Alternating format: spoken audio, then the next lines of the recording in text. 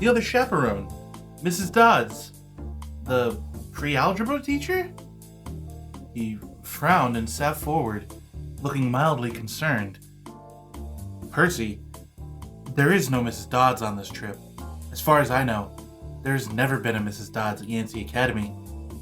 Are you feeling alright? I was used to the occasional weird experience, but usually they were over quickly. This 24/7 hallucination was more than I could handle.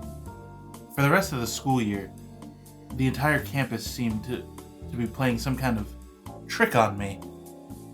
The students acted as if they were completely and totally convinced that Mrs. Kerr, a perky blonde woman whom I'd never seen in my life until she got on our bus at the end of the field trip, had been our pre-algebra teacher since Christmas. Every so often I would spring a Mrs. Dodds reference on somebody just to see if I could trip them up. But they would stare at me like I was a psycho. It got so I almost believed them. Mrs. Dodds had never existed. Almost. But Grover couldn't fool me. When I mentioned the name Dodds to him, he would hesitate, then claim she didn't exist. He was lying. Something was going on. Something bad happened at the museum. I didn't have much time to think about it during the days, but at night, visions of Mrs. Dodds with talons and leathery wings would wake me up in cold sweat. The freak weather continued, which didn't help my mood. One night, a thunderstorm blew out the windows in my dorm room.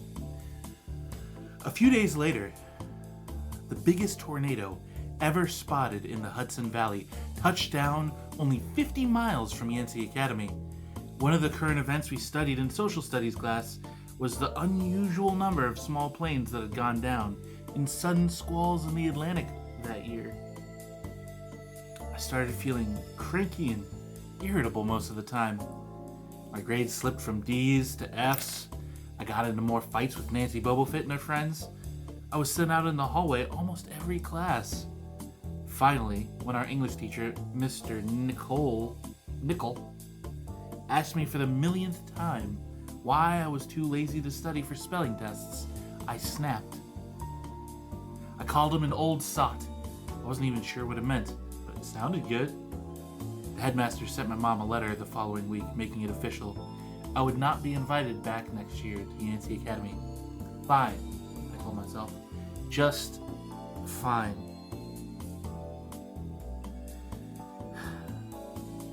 I was homesick. I wanted to be with my mom in our little apartment on the Upper East Side, even if I had to go to public school and put up with my obnoxious stepfather and his stupid poker parties. And yet, there were some things I'd miss at Yancey. The view of the woods out my dorm window, the Hudson River in the distance, the smell of pine trees. I'd miss Grover, who'd been a good friend, even if he was a little strange. I worried how he'd survive the next year without me. I'd miss Latin class, too. Mr. Brunner's crazy tournament days and his faith that I could do well. As exam week got closer, Latin was the only test I studied for. I hadn't forgotten what Mr. Brunner had told me about this subject being life or death for me. I wasn't sure why, but I started to believe him.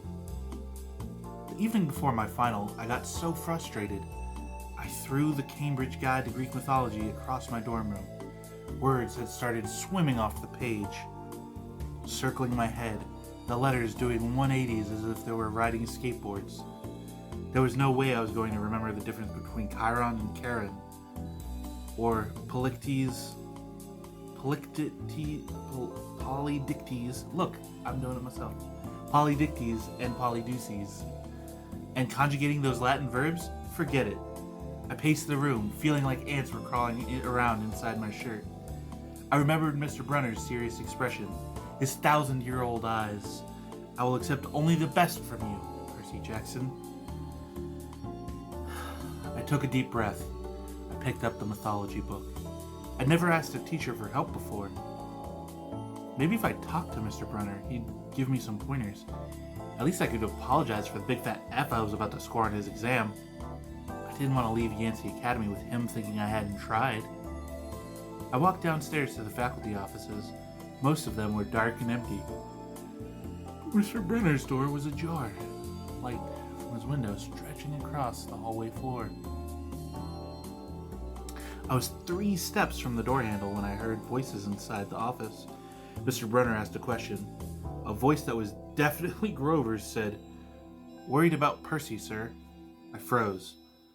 I'm usually not an eavesdropper, but I dare you not to try listening if you hear your best friend talking about you to an adult.